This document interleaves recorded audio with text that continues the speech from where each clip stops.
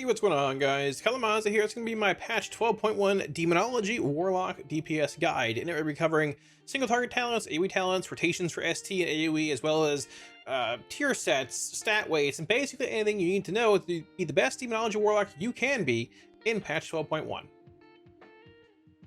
Now, as far as our tier set is concerned for Demonology in patch 12.1, the two-piece says Wild Imp damage increased by 10%, Implosion damage increased by 20%. Not incredibly exciting, but a bit of a passive damage bump for both Implosion and Wild Imp damage. However, the four-piece says Imps, when their energy depletes, Wild Imps have a 20% chance to fling themselves at their target and implode at 250% effectiveness, their main target, and 225 to other targets. Now, this does work both in single target and AOE. There are a couple little bugs here and there, I believe, with it working with like Implosion, Demonic Cores, and things, but at this point, it is still a pretty large portion of our damage in both AOE and single target. Now, when it comes to secondary stat sims, it's very important to run your own character sims on raidbots.com, and more specifically, a top gear sim. Scrolling down, picking different gems and enchants. And the reason because of that is your gear differs from mine. I might want more haste or have more haste in my gear compared to you that has more crit, and that will skew your secondary stats comparatively to mine. If you don't want to do that, you're likely leaving damage on the table, but you can follow a rough priority of crit, haste, mastery, and then verse, meaning crit over haste, over mastery, and then over versatility. Now, very briefly, I want to pause the video here and talk about today's sponsor, which is actually me and my Patreon. For those that don't know, I've had a Patreon for a handful of years now. We recently went through and added a handful of new perks to the Patreon, such as early access to the spreadsheet, my entire UI, and a handful of other perks along the way. Thank yous at the end of every video that's applicable and things. And at this point, if you're looking at supporting the channel or would like to, I'd encourage you to check out the Patreon. There's a lot of perks there for you guys. We're adding new things every so often, and I keep you up to date on what's happening with the channel, PTR, and things of the sort. If you'd like to, there's a link down below directly to my Patreon. Now, getting into talents here for Demonology, we're going to be looking at both single target and like the cleave M+ builds all in one section here, because they're all actually pretty similar for Demo. Not much really changes. So we're looking at Soul Harvester and Diabolist being your two hero talents. Now, Soul Harvester does technically sim a bit higher in single target. However, Diabolist offers a lot more cleave and stat cleave, and that's typically the profile of Demonology wants it has and has been used for in the past in raid-based encounters. There's only one fight that's upcoming tier as pure patchwork, and has a lot of movement on it as well. So Soul Harvester is simming higher in single target, but in actuality, it might not be played this tier very much or as much as Diabolist. Regardless though, this is going to be your Soul Harvester single target build. You're playing things like Power Siphon over Implosion, no Helen back, Purple Dog here being Mark of Shatug, and just various buffs. Things that buff Sack Souls, buffs Shadow Bolt and Demon Bolt, more Demonic Core generation through Demonic Knowledge, Fightful Recon. If you play Demonology this last patch, it honestly feels very similar, except for the fact that we really didn't play Power Siphon outside of the first week or so of the patch. We shifted towards playing Implosion, but this is going to be more of a single target base build looking at Soul Harvester in 12.1. Now, if you're looking at Diabolist here, Diabolist doesn't really change a whole lot, but you shift to an Implosion base build with to Helen back. Now, whenever you implode imps, you get X amount of imps back via to Helen back. And this build still brings a very competitive amount of single target, pretty close to Soul Harvester and its like full single target form, but it brings a lot of stat cleave. Diabolist has pets that spawn in, your Felguard, your Big Mommy, Pit Lord, all that stuff that bring the cleave based elements that are really strong for this spec. In addition, it has Abyssal Dominion here, which increases all of your demon damage, including Tyrant, including your Charhound, your imps, everything while Tyrant is active. Now, when it comes to the raid, the fights that Demonology looks to be played on probably are going to likely be more Diabolist. They're like stat cleave, meat grinder based fights. Soul Harvester can do that in a sense, but pulling out of things like Power Siphon and Knowledge and things make your single target profile less relevant, not as strong. And at that point, you should just play Diabolist with Implosion and these cleave elements regardless. Now, as far as differences between the two, Soul Harvester generates 3 shards whenever you catch your Tyrant by a Shadow of Death. Nothing else as far as like super rotational like gameplay things you feel outside of that. Diabolist, however, like we talked about, has abilities that are empowered. It empowers, it gives you a Ruination, which is a large, like a massive hand to Gul'dan. It gives you demons you summon, being your Overlord, your Shivara, your Pit Lord. But you don't have those 3 shards whenever you cast your Demonic Tyrant, so openers will vary a little bit. The last build here is going to be the M plus build, which is just very similar to the single target build for Diabolist Demonology. Here's the pure single target build, basically, or single target stack cleave build for Demo. And here is the M plus build. Watch the talent change here. You change two. You change to Dreadlash, and you change to Mark of Faharg, your red dog, over your purple dog here. Demonology, especially Diabolist, already has a really good stacked passive cleave profile that brings single target, as long as like mobs are stacked under that target, cleaves very strong with dogs, with your passive pet, with Implosion to hell and back, with your fire dog. That's why you typically play Diabolist in most settings comparatively to Soul Harvester, even though currently Soul Harvester does sim a little higher in single target. There's sims and there's actuality, and damage profiles do vary. If you want links to these builds, down below in the description. Now, I do think it's worth taking a second and talk about Demonology's Apex talent, because unlike Destruction or Affliction, Demonology's Apex talent sort of defines the spec and makes it what it is. It changes your rotation. I guess in a sense, it's worth keeping tabs on during your ramp. Your ramp occurs every minute whenever you cast your Demonic Tyrant, whether you're a Diabolist or Soul Harvester, and then casting your Tyrant opens a portal basically for 25 seconds. Basically, every two-handed Gul'dan cast, which you'll see in the actual rotation in a minute here, will summon a demon that does damage for you. There's RNG based on what demons it summons, but the goal of your Apex talent being tied to your Tyrant every minute is to get as many handed Gul'dan casts as possible during the window to get more pets basically pouring out of the portal that's open to Argus. So you try and pool resources around there, demonic cores being pooled, which are the instant cast demon bolts, and you basically try and cast as many handed Gul'dans, demon bolt, handed Gul'dan, demon bolt, handed Gul'dan, cycling as possible during that window to get as many pets as possible. And this occurs every minute. Because Tyrant's a minute cooldown, and this is tied directly to your Demonic Tyrant. It's also worth mentioning that you can find all up-to-date talent builds on my website, kalamazi.gg. If things do change over the course of the patch, be sure to check back there every so often. It has a full list of talent builds, rotations, everything basically you need to know in a text form, and a couple other cool things along the way. Now, if you're looking to open up as Diabolist Demonology in single target here, things do change a little bit. You're not playing Power Siphon anymore. You're playing to hell and back. There's no pre-casting Power Siphon before the boss is pulled, right? And you're also not going to have 3 shards whenever you cast Demonic Tyrant. You're going to have these Ruinations, these Overlord, these Mothers of Chaos spawning in, empowering abilities like Infernal Bolt, empowering abilities like Ruination, that change your abilities into these new spells. So you'll see my icons, my bars, basically be empowered when they happen. You'll see it right here. So with single target, I guess single target or implosion-based Diabolist specs, you want to basically be imploding as close to cooldown as possible. Implosion can give you cores whenever you fling imps. In addition to that, you do indeed want to implode in single target to try and get more cores during your Apex window as well, for max amount of handy Gul'dan cast once again during your Apex window. So let's say we're opening up here. We're going to precast a Demon Bolt. Let's go CD 10 here. So we're going to start precasting a Demon Bolt right around 4 seconds before the boss is pulled, roughly based on haste levels. Right about here. Begin casting now. Then we're going to go right into Grimoire Implord, Dreadstalkers, 1 Shadow Bolt to 5 shards here, Tyrant, Trinket, Potion, whatever, handed Gul'dan, then 1 Shadow Bolt, and Implode. Now that Implosion did not give me any Demonic Cores. Demonic Cores are instant cast Demon Bolts, so if you don't get those, just keep casting Shadow Bolts, build to 3.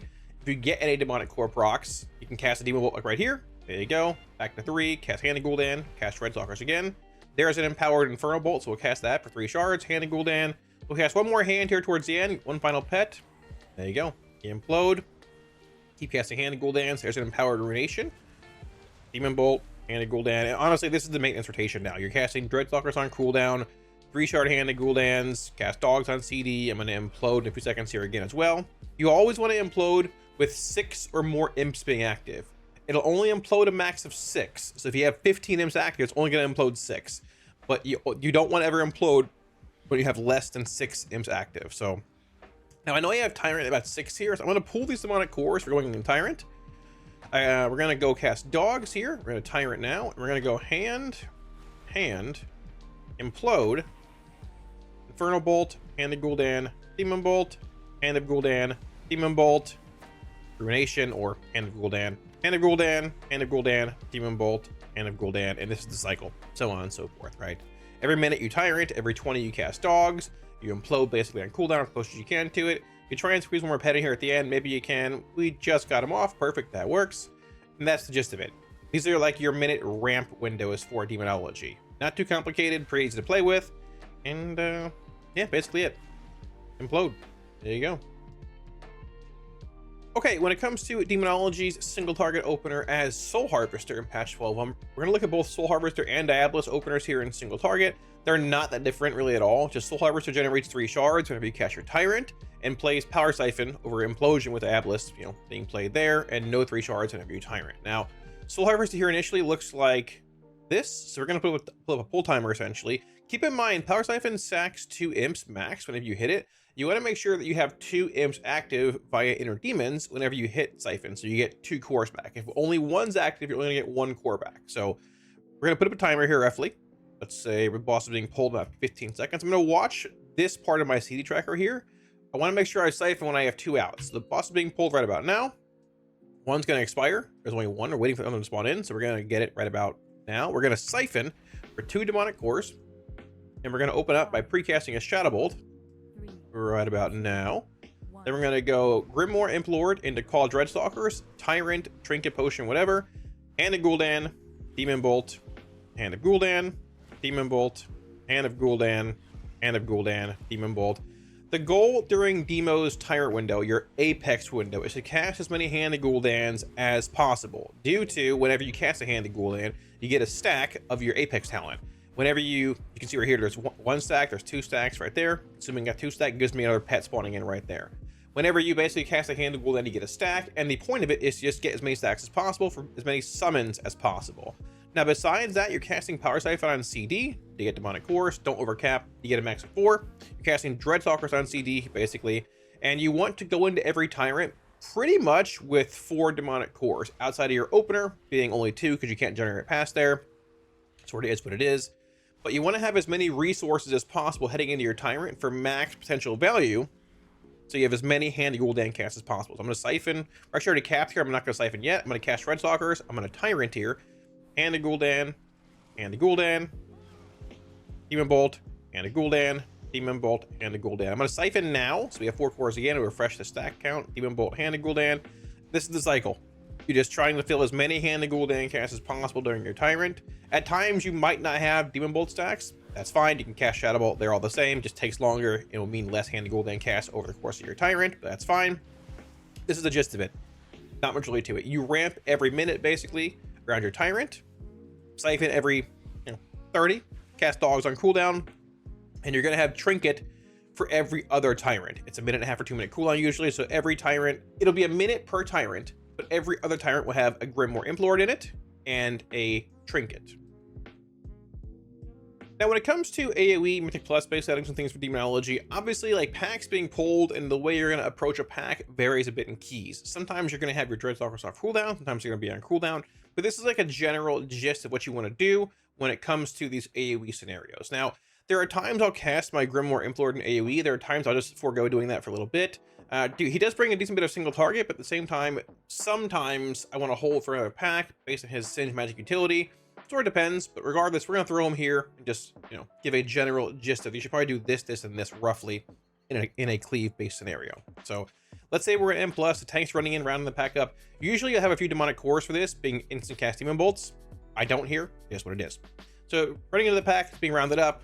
Say we're at like 5 shards, pack's being pulled. I'll cast my dogs, Grimoire Implord, and then typically I'll build to 5 and just go Demonic Tyrant, Trinket Potion, whatever, Hand of Gul'dan, be it 6 more imps for your implosion, implode as soon as possible, then build to 3, Hand of Gul'dan, build to 3, Hand of Gul'dan, build to 3, hope for a demonic core, Hand of Gul'dan, cast Dreadstalkers here on cooldown, build to 3 shards again, Hand of Gul'dan. I'm going to implode as off cooldown, put it back on cooldown, demonic core, Hand of Gul'dan. That's it. It's very similar to your single target rotation. Demonology brings a lot of passive cleave. Your Ruinations, for example, right here, are going to cleave all these mobs. It hits really hard. Your Dreadstalkers cleave passively. They hit pretty hard. Your Implosions, you hit every 15 seconds right there. Imploding spawns bigger imps in that are cleaving with their firebolts right there. It's very, very simple and very, very similar to what you do in single target. That's what we're talking about talent-wise. They really don't change very much when it comes to M+ versus rating. Demonology is just very similar pretty much across the board. So our 5 shards here, we're going to cast Dreadstalkers again in the Tyrant, Hand of Gul'dan, Infernal Bolt, Hand of Gul'dan, and just like in single target, we're trying to build as many Hand of Gul'dan casts during this Apex window, which is right here, as possible. Hand of Gul'dan, gonna implode. Hand of Gul'dan, Demon Bolt. Hand of Gul'dan, Dreadstalkers, Demon Bolt. Hand of Gul'dan. You get it. There's not much to it. Pretty simple. And honestly, it's a pretty fun yet semi-passive but engaging rotation. It's hard to describe Demon's rotation because you're apexing so often with your Tyrant, but it feels like you're doing a lot of stat cleave damage. Implosion doesn't hit as hard as it used to in the past, but you can see right here these imps that we're cleaving. I guess we can get them out again.